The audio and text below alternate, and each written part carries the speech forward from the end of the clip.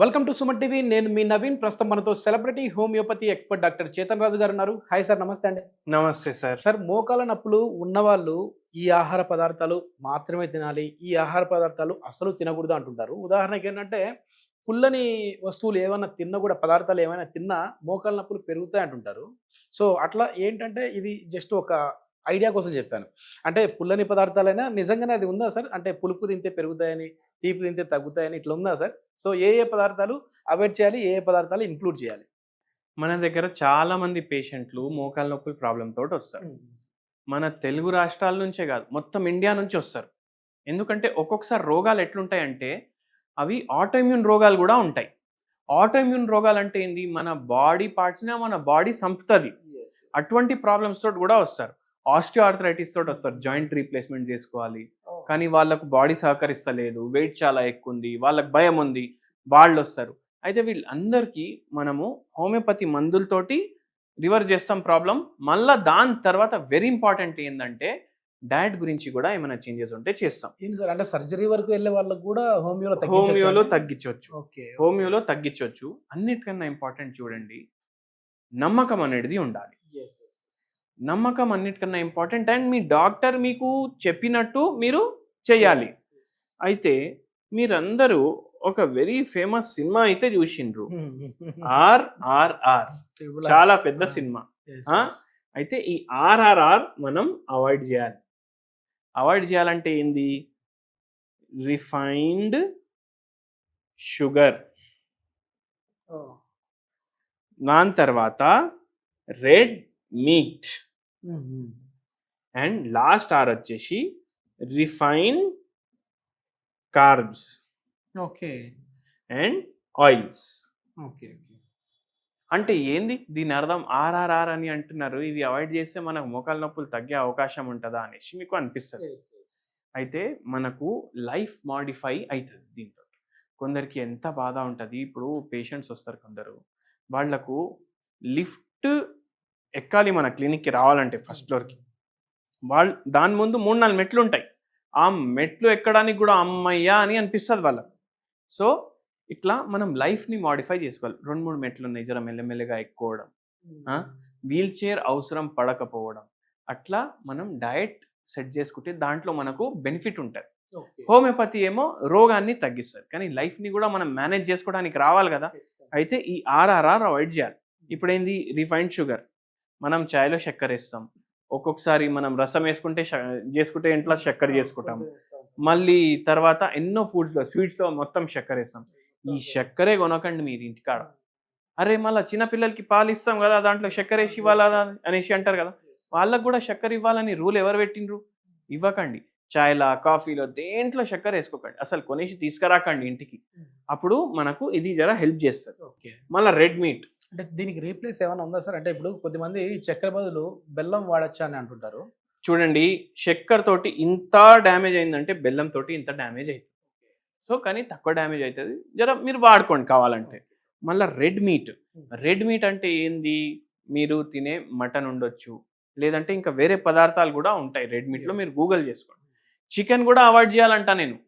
Red మీటే కాదు, chicken కూడా avoid చేయండి.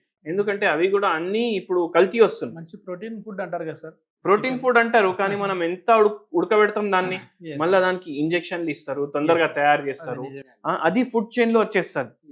అయితే అది కూడా మీటే అవాయిడ్ చేయండి కదా, తగ్గినప్పుడు వరకు అయితే అవాయిడ్ చేయండి మీరు. అయితే ఇది అట్లా అవాయిడ్ చేయాలి. ఇప్పుడు రిఫైన్డ్ కార్బ్స్ అంటే ఏంటి? ఇప్పుడు మీరు మార్కెట్కి పోతారు, మార్కెట్కి పోయి మీరు ఇప్పుడు పిండి కొనాలి, మైదా పిండి. మీరు మైదా పిండి ఏదైతే ప్యాకింగ్లో వస్తుంది కదా, దాని వెనకాల తిప్పి చూడండి ఏమని రాసి ఉంది పైన. అక్కడ రిఫైన్డ్ ఫ్లార్ అని రాసి ఉంటుంది. Refined flower.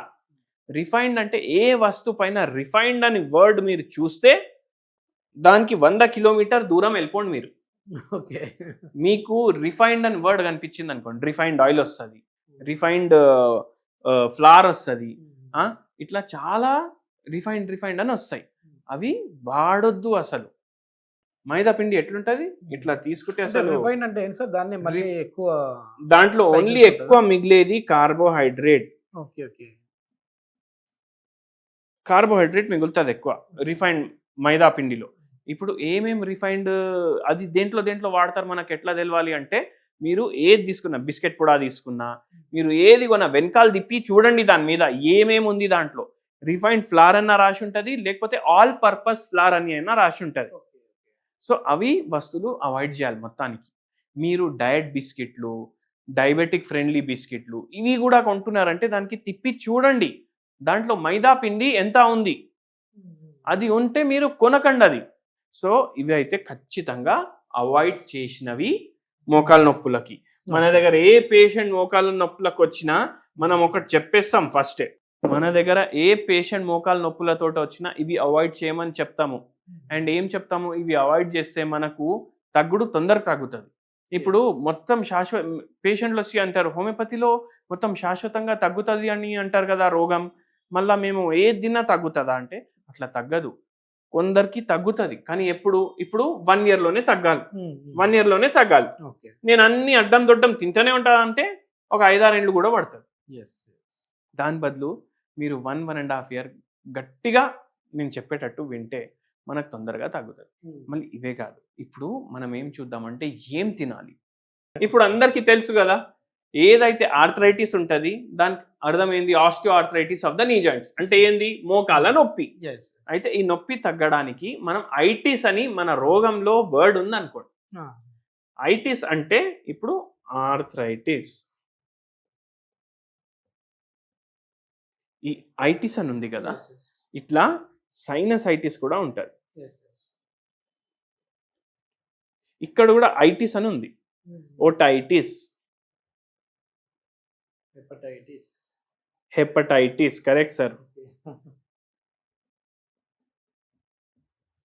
ఈ ఐటిస్ అంటే ఏంది, హెపటైటిస్ లివర్ ఉబ్బిపోయింది మీది, ఓటైటిస్ చెవులో ఉబ్బిపోయింది, సైనసైటిస్ సైనస్లు ఉబ్బిపోయినాయి, ఆర్థరైటిస్ ఉబ్బిపోయినాయి మోకాలు లేకపోతే వేరే జాయింట్లు ఉబ్బిపోయినాయి. ఈ ఉబ్బుడిని ఇంగ్లీష్ వాళ్ళు ఇన్ఫ్లమేషన్ అంటారు.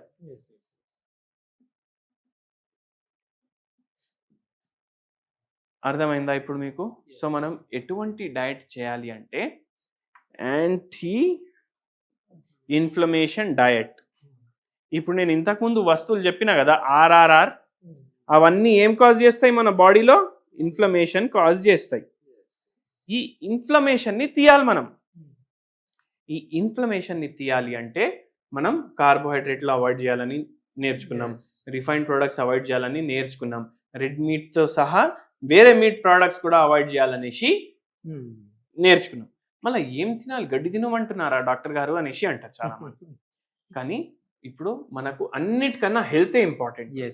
అన్నిటికైనా హెల్తే ఇంపార్టెంట్ ఉన్నప్పుడు మీ హెల్త్కి ఏది మంచిది అది తినండి. అవునా? ఏం మంచిది అంటే ఇప్పుడు యాంటీ ఇన్ఫ్లమేటరీ ఫుడ్స్ డిస్కస్ చేద్దాం మనం. ఫస్ట్ మీరు బ్రేక్ఫాస్ట్ చూడండి. బ్రేక్ఫాస్ట్లో మీరు రాగులు, కొర్రలు, జొన్న, ఇప్పుడు దీంతో మీకు రొట్టె అవుతుంది, దీంతో మీకు ఇడ్లీ అవుతుంది, దీంతో మీకు దోశ అవుతుంది. ఈ కొర్రలతో కూడా ఇడ్లీ, ఉప్మా, దోశ. రాగులతోటి మీకు సంగటి అవుతుంది. రాగులు అటుకులు కూడా వస్తున్నాయి ఈ మధ్య, రాగులు అటుకులు కూడా ఒకరోజు పెట్టుకోండి. మళ్ళా రాగి సరి, ఇవన్నీ తయారవుతాయి. దీంతో కూడా దోశలు తయారవుతాయి.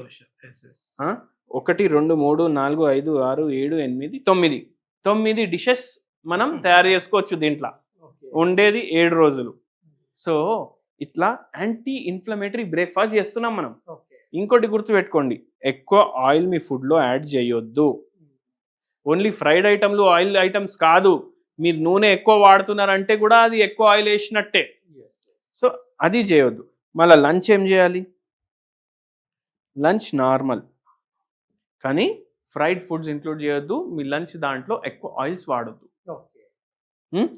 డిన్నర్ ఏం చేస్తారు, నేను బెస్ట్ ఏమంటా అంటే ఏదో ఒక ఫ్రూట్ లేదంటే వెజిటేబుల్స్. డిన్నర్లో